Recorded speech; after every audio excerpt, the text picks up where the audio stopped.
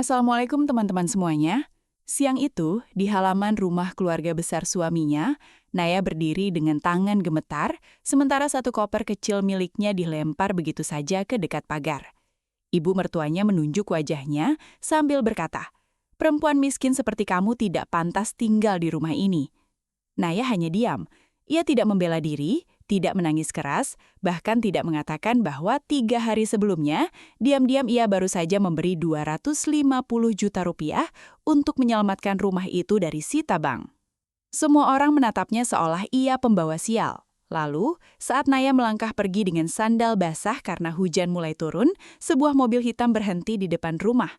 Dari dalamnya turun seorang jenderal polisi berseragam lengkap menatap seluruh keluarga itu dengan wajah tegang. Ternyata, sebelum kita mulai cerita ini, tuliskan dulu di kolom komentar dari kota mana kalian menonton cerita ini. Dan jangan lupa untuk like dan subscribe channel ini. Yang sudah subscribe, like, dan komen, semoga dimudahkan segala urusannya, dilapangkan rezekinya, disehatkan badannya, dan dikabulkan semua hajat dunia akhirat oleh Allah. Amin ya robbal alamin. Sekarang, mari kita mulai ceritanya. Naya bukan perempuan yang suka banyak bicara. Di usia 28 tahun, ia terbiasa menelan kecewa sendirian, tersenyum saat diremehkan, dan memilih bekerja lebih keras daripada menjelaskan siapa dirinya. Ia tinggal di Bekasi bersama suaminya, Raka, di rumah orang tua Raka yang besar namun suasananya tidak pernah terasa hangat. Rumah itu selalu ramai, tapi Naya sering merasa paling sendirian di dalamnya. Sejak awal menikah, Naya sudah tahu dirinya tidak diterima.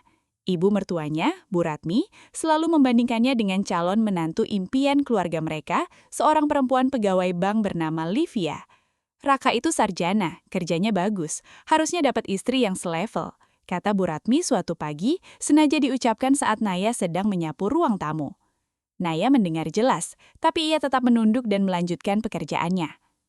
Raka sebenarnya tidak jahat, tapi ia lemah di depan keluarganya. Setiap kali ibunya menyindir Naya, Raka hanya berkata pelan, "Sabar ya, Nay, ibu memang begitu." Kalimat itu terdengar seperti obat, tapi semakin lama justru terasa seperti garam di luka. Naya tidak butuh dibela dengan kata sabar. Ia hanya ingin sekali saja suaminya berdiri di sampingnya, bukan bersembunyi di balik alasan keluarga. Konflik mulai membesar ketika usaha toko bangunan milik keluarga Raka bangkrut perlahan. Utang menumpuk, cicilan rumah menunggak, dan bank mengirim surat peringatan.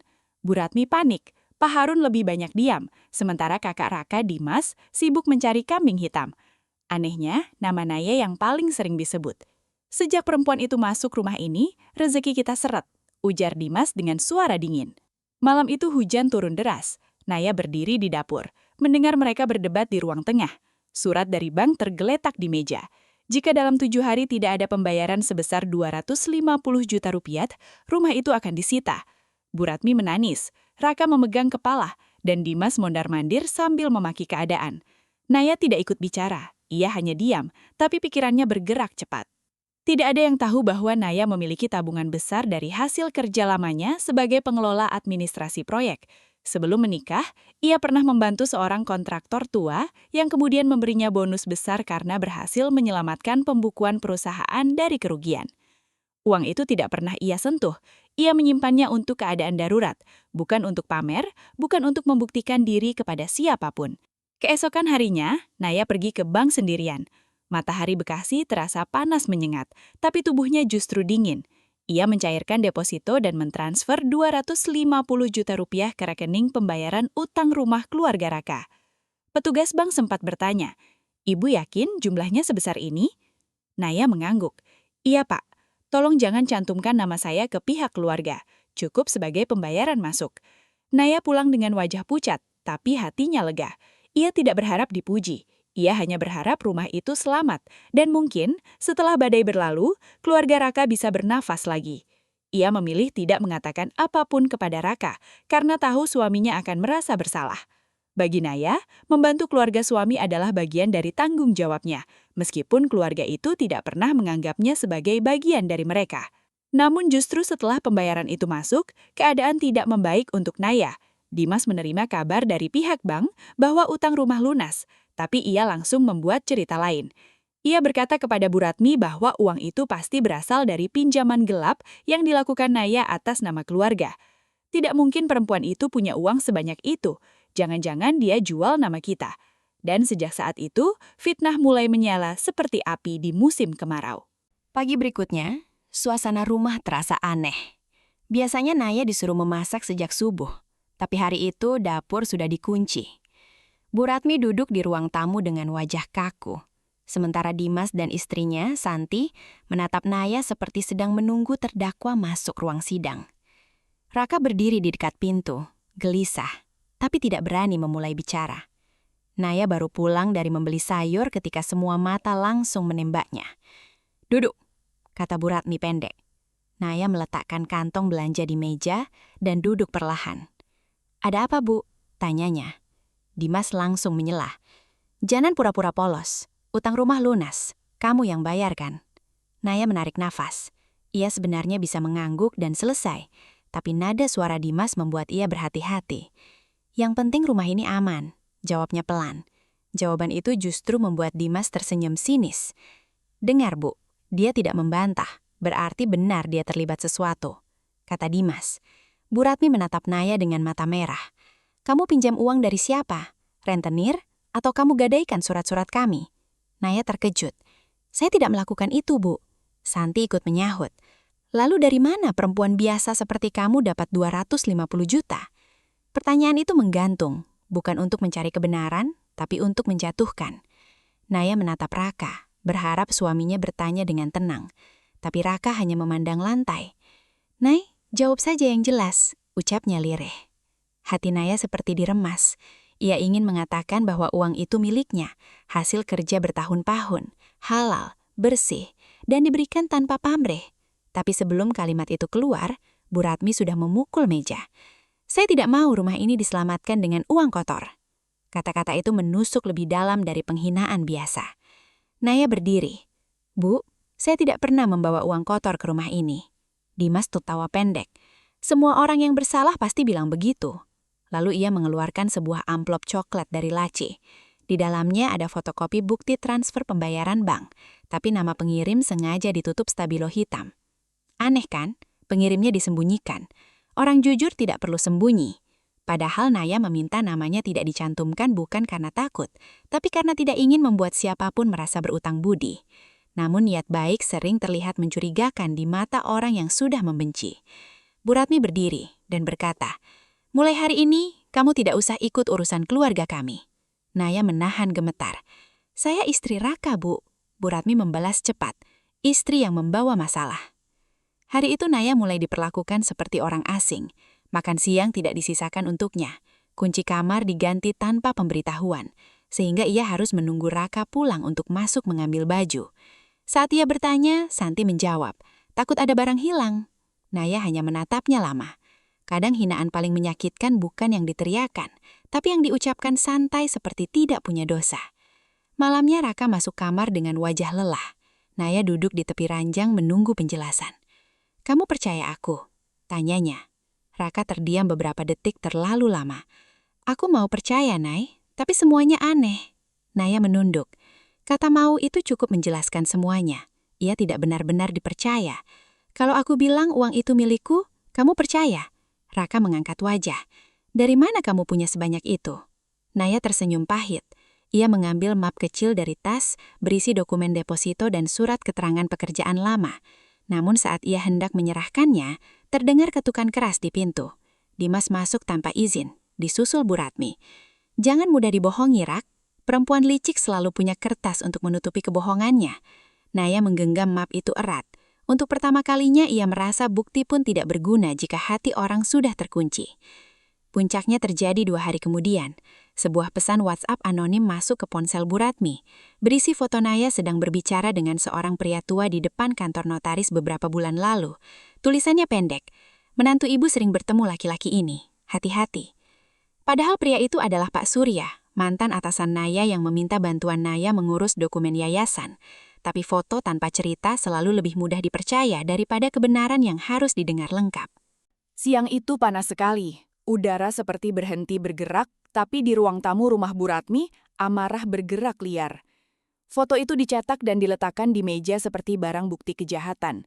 Bu Ratmi menunjuknya sambil berkata, Kamu mempermalukan keluarga kami. Naya menatap foto itu, lalu menatap Raka. Itu Pak Surya, mantan atasan saya. Dimas langsung memotong. Atasan macam apa ketemu diam-diam di notaris? Naya menjelaskan dengan sabar. Pak Surya sedang mendirikan yayasan pendidikan untuk anak-anak tidak mampu. Dan Naya membantu menata dokumen, karena dulu ia paham administrasi proyek. Tidak ada yang salah, tidak ada rahasia. Namun Dimas memelintir semuanya. Jadi uang 250 juta itu dari dia, katanya. Bu Ratmi menutup mulut, seolah mendengar dosa besar. Raka tampak terpukul, tapi tetap tidak bertanya langsung kepada Naya. Raka, panggil Naya pelan. Aku mohon dengarkan aku. Raka memijat pelipis. Aku butuh waktu. Kalimat itu membuat ruangan mendadak dingin. Naya mengangguk perlahan. Waktu untuk percaya istrimu atau waktu untuk percaya fitnah? Raka tidak menjawab. Saat itulah Naya sadar, pernikahan mereka bukan runtuh karena fitnah orang lain, tapi karena suaminya tidak cukup kuat menjaga pintunya. Bu Ratmi lalu mengambil keputusan sepihak. Kamu pulang dulu ke kontrakan temanmu atau kemanapun. Rumah ini tidak aman selama kamu masih di sini. Naya terdiam. Bu mengusir saya. Bu Ratmi menjawab tanpa ragu. Saya menjaga keluarga saya. Naya menoleh ke Raka sekali lagi. Kamu diam saja. Raka menelan ludah. Untuk sementara saja, Nay, biar suasana tenang. Naya tersenyum kecil, tapi matanya mulai basah. Tidak ada yang lebih menyakitkan dari diusir oleh orang yang pernah kamu bantu diam-diam. Naya masuk kamar, mengambil beberapa baju, buku catatan dan map dokumen yang tadi hampir ia tunjukkan. Santi berdiri di pintu, mengawasi seperti penjaga toko takut kehilangan barang.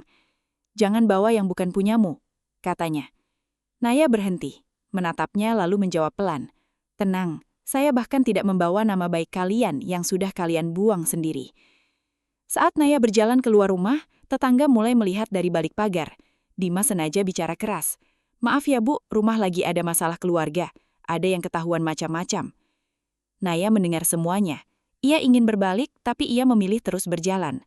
Di depan pagar, koper kecilnya tersangkut batu. Raka sempat bergerak ingin membantu, namun Bu Ratmi menahan lengannya. Biarkan dia belajar malu, katanya. Hujan turun tiba-tiba, deras dan kasar. Naya berdiri di bawah langit abu-abu tanpa payung. Ojek online yang ia pesan belum datang. Air hujan membasahi rambut dan bajunya, tapi ia tidak menangis lagi. Ada titik tertentu ketika hati terlalu sakit sampai air mata pun berhenti keluar. Ia hanya memeluk map dokumen di dada, satu-satunya bukti bahwa ia tidak seperti yang mereka tuduhkan. Lalu suara mesin mobil terdengar mendekat. Sebuah mobil hitam berhenti tepat di depan rumah. Platnya bukan plat biasa.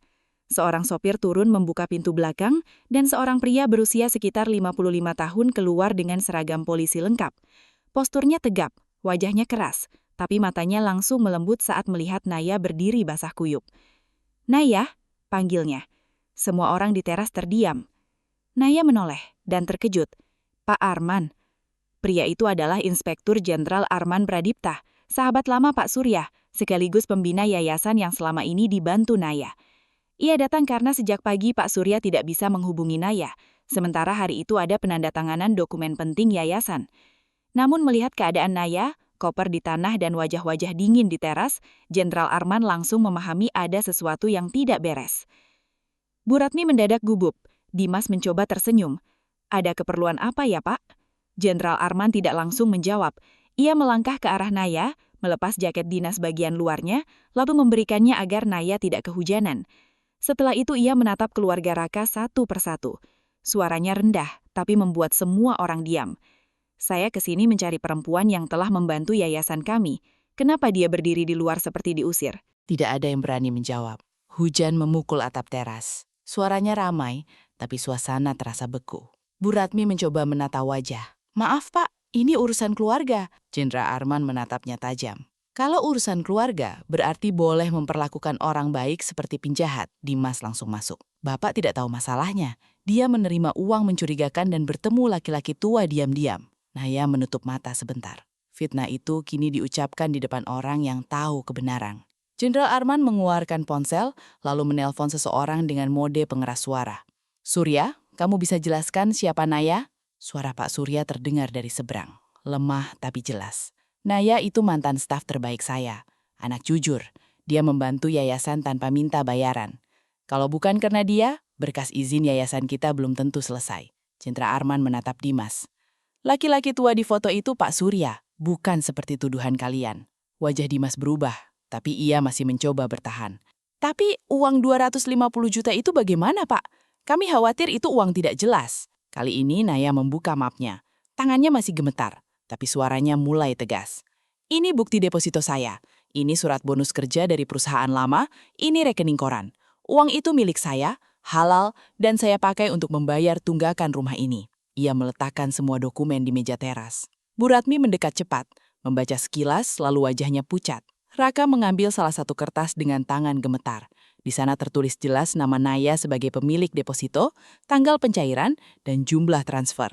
Raka menatap istrinya seperti baru melihat orang yang selama ini ia abaikan. "Nay, kenapa kamu tidak bilang?"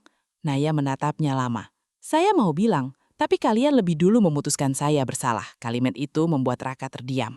Santi, yang sejak tadi diam, mulai terlihat panik. Jenderal Arman kemudian bertanya, "Siapa yang menyebarkan foto itu?" Semua mata mengarah ke Dimas. Tapi Dimas mengangkat tangan. "Bukan saya juga dapat dari orang." Naya memperhatikan gerak tubuh Santi yang tiba-tiba menunduk. Ada sesuatu yang janggal. Ponsel Santi berkedip di meja dan layar notifikasinya menyala sebentar dengan nama kontak Livia. Naya melihatnya. Jenderal Arman juga melihatnya. "Boleh saya lihat ponsel itu?" tanya beliau. Santi langsung meraih ponselnya. "Ini privasi, Pak." Jenderal Arman tersenyum tipis. "Betul. Tapi kalau ada fitnah dan pencemaran nama baik, privasi bukan tameng untuk menyembunyikan kejahatan." Santi mulai gemetar.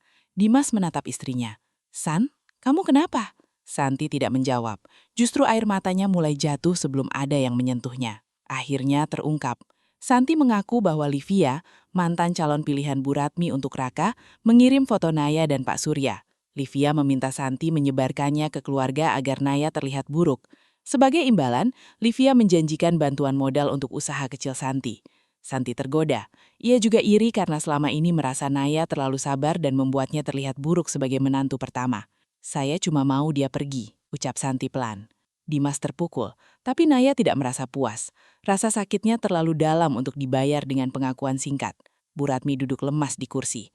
"Naya, Ibu," suaranya pecah. Namun Naya langsung mengangkat tangan. "Jangan dulu, Bu. Saya belum sanggup mendengar maaf dari mulut yang tadi siang mengusir saya." Kata-katanya tidak keras, tapi lebih menusuk daripada teriakan. Bu Ratmi menangis tanpa suara.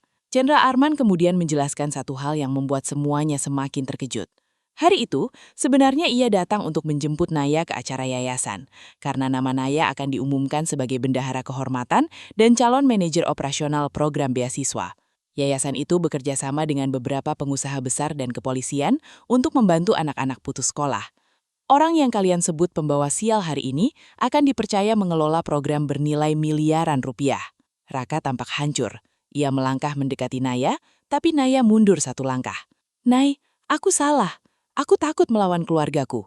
Naya menjawab, "Aku tahu, dan karena kamu takut, aku yang dikorbankan." Hujan mulai reda, tapi halaman masih basah.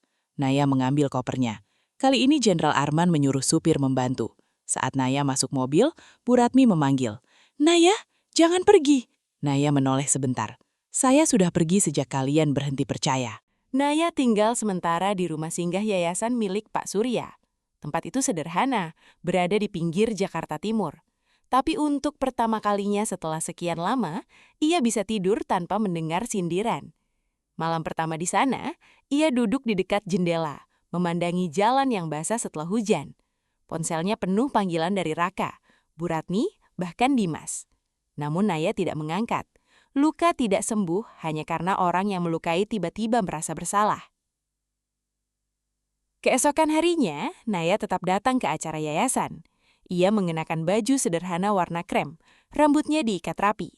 Wajahnya masih pucat tapi matanya tenang. Di aula kecil yang penuh anak-anak penerima bantuan, Pak Surya memperkenalkannya. "Ini Naya, orang yang bekerja dalam diam." Banyak orang terlihat besar karena bicara, tapi sebagian orang benar-benar besar karena menjaga amanah tanpa perlu tepuk tangan. Semua orang bertepuk tangan. Naya menunduk, menahan tangis. Berita tentang fitnah itu ternyata tidak berhenti di rumah. Livia yang merasa rencananya gagal, mengirim pesan panjang ke beberapa kenalan Raka, menyebut Naya perempuan manipulatif yang mendekati pejabat. Namun kali ini Naya tidak diam. Dengan bantuan tim hukum yayasan, ia mengirim somasi resmi kepada Livia dan Santi atas pencemaran nama baik. Bukan karena ingin balas dendam membabi buta, tapi karena fitnah yang dibiarkan akan tumbuh menjadi kebiasaan. 2 minggu kemudian, Livia datang ke kantor yayasan dengan wajah kusut. Ia menangis, meminta perkara itu tidak dilanjutkan. "Saya cuma sakit hati karena dulu Raka memilih kamu," katanya. Naya menatapnya tanpa marah. "Sakit hati tidak memberi kamu hak menghancurkan hidup orang lain." Livia menunduk. Di ruangan itu juga ada Santi yang berkali-kali meminta maaf. Naya akhirnya bersedia menyelesaikan secara damai dengan syarat mereka membuat klarifikasi tertulis dan lisan kepada semua orang yang menerima fitnah. Klarifikasi itu menyebar cepat. Tetangga yang dulu menonton Naya diusir, kini tahu bahwa perempuan yang mereka sangka bermasalah justru penyelamat rumah itu. Bu Ratmi menanggung malu paling besar. Selama beberapa hari ia tidak keluar rumah. Pak Harun, yang selama ini banyak diam, akhirnya menegur istrinya dengan suara keras untuk pertama kalinya. "Kamu menghina orang yang menyelamatkan atap di atas kepala kita," katanya. Bu Ratmi hanya menangis. Raka datang menemui Naya di kantor yayasan suatu sore. Langit mendung, angin membawa bau tanah basah. Ia berdiri di depan meja Naya dengan mata sembab. "Aku tidak akan minta kamu langsung pulang," katanya. "Aku cuma mau minta kesempatan memperbaiki semuanya." Naya menutup berkas pelan. "Kesempatan itu bukan hadiah, Rak. Itu harus kamu bangun." Raka mengangguk. "Aku siap." Naya menatapnya lama, mencari apakah kali ini ada keberanian di matanya. Beberapa hari kemudian, Raka melakukan sesuatu yang tidak pernah ia lakukan sebelumnya. Di depan keluarganya, ia meminta maaf kepada Naya secara terbuka. Ia mengakui bahwa ia gagal menjadi suami yang melindungi istrinya. Ia juga berkata kepada ibunya, "Kalau ibu menghina Naya lagi, aku yang akan keluar dari rumah ini." Bu Ratmi terkejut, tapi tidak membantah. Untuk pertama kalinya Raka berdiri bukan di belakang ibunya, tapi di samping kebenaran. Namun Naya tidak langsung kembali. Ia meminta waktu 3 bulan untuk tinggal terpisah dan melihat perubahan Raka, bukan dari janji tapi dari tindakan. Selama masa itu, Raka ikut konseling pernikahan, membantu yayasan di akhir pekan, dan mulai membangun batas sehat dengan keluarganya. Bu Ratmi perlahan belajar menahan lidahnya. Dimas dan Santi menjual sebagian aset kecil untuk mengganti uang Naya, meski Naya tidak menuntut pengembalian penuh saat itu juga. 3 bulan kemudian, Naya datang kembali ke rumah itu, bukan sebagai perempuan yang dulu diusir, tapi sebagai seseorang yang dihormati. Bu Ratmi menunggunya di teras dengan wajah tua yang tampak lebih lelah. Ia tidak banyak bicara, ia hanya berkata, "Ibu salah, Nay, ibu malu." Naya menarik napas panjang. "Saya maafkan, Bu, tapi saya tidak mau lagi tinggal di rumah yang membuat saya kehilangan diri sendiri." Semua orang terdiam. Naya lalu menjelaskan bahwa ia dan Raka akan mengontrak rumah kecil sendiri. Akhirnya, Naya memilih memulai ulang hidupnya dengan cara yang lebih sehat. Ia tetap bersama Raka, tapi dengan syarat yang jelas. Tidak ada lagi penghinaan, tidak ada lagi fitnah yang dibiarkan, dan tidak ada lagi diam saat kebenaran diinjak. Rumah keluarga Raka selamat dari sita, tapi pelajaran terbesar hari itu bukan tentang uang 250 juta. Pelajarannya adalah, jangan pernah meremehkan orang yang diam, karena bisa jadi ia sedang menolongmu tanpa meminta disebut pahlawan. Dan jangan menunggu seorang jenderal datang untuk percaya pada orang baik yang selama ini ada di depan mata.